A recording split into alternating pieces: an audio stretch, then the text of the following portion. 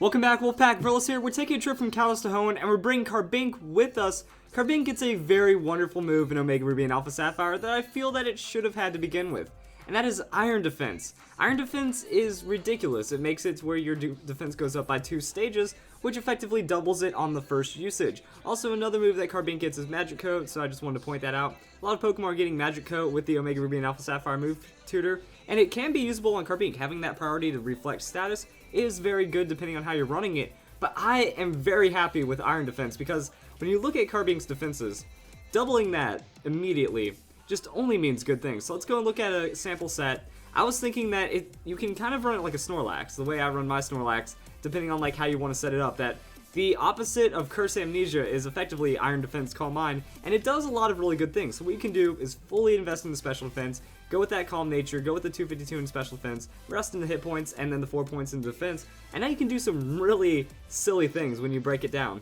That you use Iron Defense, and then you have over 650 defense, and then you use Calm Mind, and now you have over 650 special defense. So pretty much whatever your opponent is threatening you with, you can endure that hit, throw out the Iron Defense and Calm Mind, and then you're really good.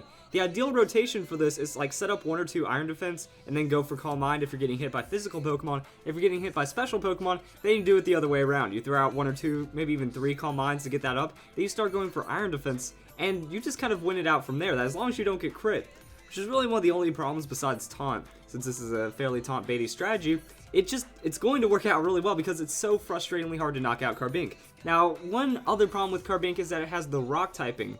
That with its fairy typing is going to make it really weak to steel, 4 times weakness to steel, and you're also weak against ground, which is fairly common. So if you don't get hit by any weaknesses, or you try to clear out your opponent's weaknesses, and then you just bring in this mega tank at the end of the game, nothing can really stop it, or it can even set up from the beginning that, you know, unless you're facing steel, even if you're getting hit by earthquakes and stuff, you already have some Iron Defense set up, you might not even be taking enough damage to be threatened by it. And then that's where we have, like, Rest.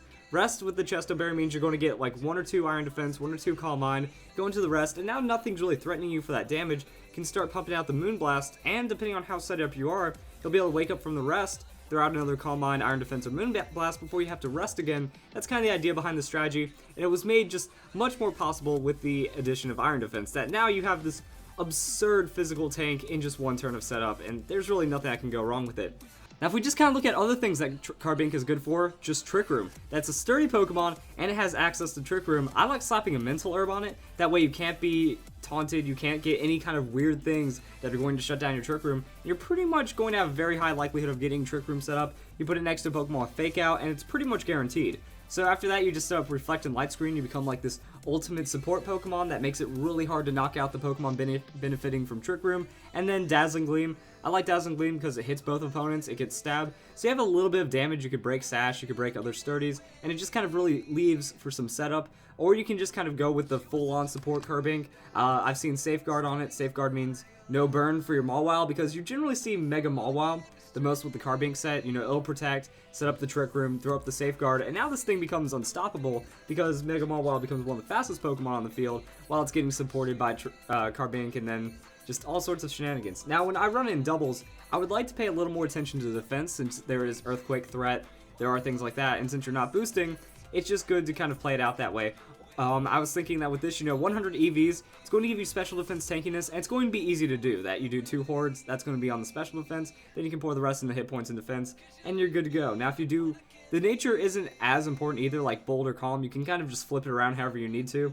Now, if you do have the Calm nature, you can invest less into it and go more into the defense, or you can kind of really balance out the Pokemon however you feel you need to. That if you want to make it even, you can kind of put the other amounts kind of like this, and now you're going to have a relatively balanced tank Pokemon that can kind of do whatever with Reflect and Light Screen being on effective speed priority, and that's kind of what there is to it. Now, another cool thing about Carbink, it has Sturdy and Skill Swap. This is kind of like the dream of many people, because what you can do is you can put it next to a Smeargle. Smeargle can use King's Shield, which only protects from attacks, which means you can skill swap Smeargle and it's not taking damage. So then after that, what you want to do is you want to throw out the Entrainment, but switch Carbink into Shed Ninja. That way the Sturdy that is now on Smeargle is going to get entrained into Shed Ninja, and that means we have a Sturdy Shed Ninja just in 2 turns pretty quickly and pretty safely. You can also go with the Moody on Smeargle because like the Focus Sash does have a chance of getting procced, but somehow if you get that speed boost on Smeargle, Now it has a very high safety, and then I like throwing the safety goggles onto Shedinja.